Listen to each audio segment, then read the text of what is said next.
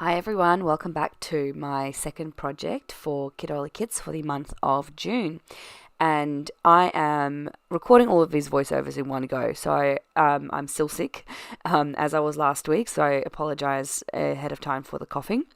And yeah, this layout is all about the rainbow. So I've seen this type of layout be created previously with like these stripe papers, but I wanted to try it myself, where basically you cut them all into strips, and I did have to cut them down a little bit, but you cut them all into strips and then you sort of twirly it up to add some dimension. As you can see there, I just used a pencil and some tape runner, but I do go in later, you'll see it in a second, and I'm just going to add some glue to really reinforce and solidify my little swoopies, loopies, whatever you call them. I worked on this layout over the course of 2 days, so you will see that my jumper changes.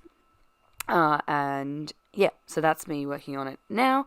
And then I'm going into the more fun part, and that is watercolor, which is really super sped up. I've not used this palette before. It's a Jane Davenport palette, and I really wanted to use it. And there's so many colors, it was easy to match the colors to the paper. I had pre-gessoed this page, so there's clear gesso on it. The paper does still warp a fair bit because I'm adding a lot of water, in fairness, but it doesn't bleed or does anything. It doesn't go muddy or it doesn't turn into paper mache, which is what matters.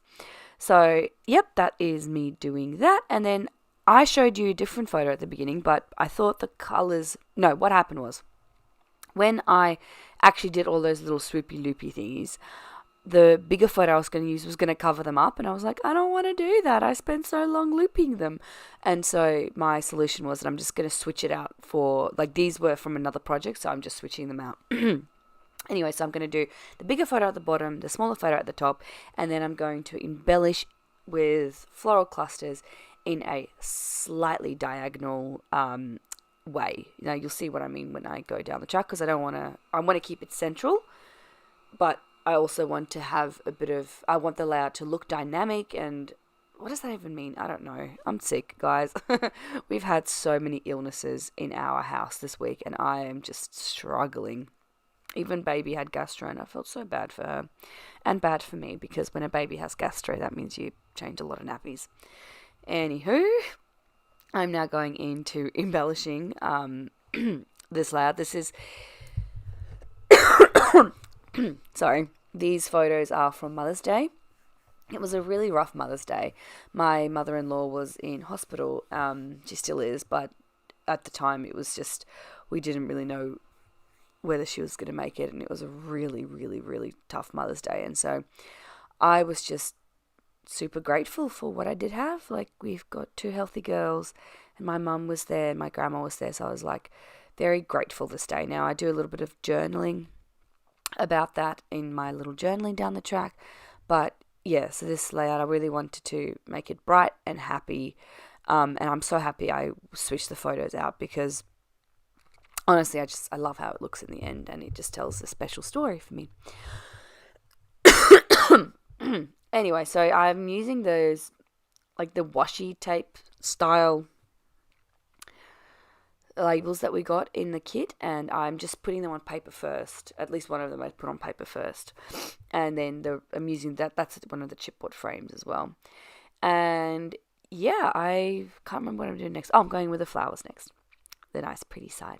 So I love these flowers. What are they from? I don't know. Are they Pink Fresh? No, they're not Pink Fresh.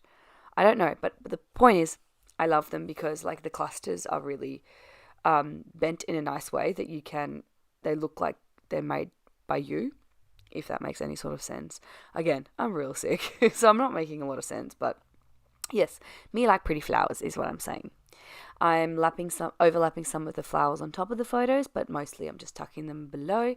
It creates some dimension, and it's pretty. And this is what I mean by it's like a semi-diagonal, because the flowers flow from the one side of the top photo to the opposite side of the bottom photo.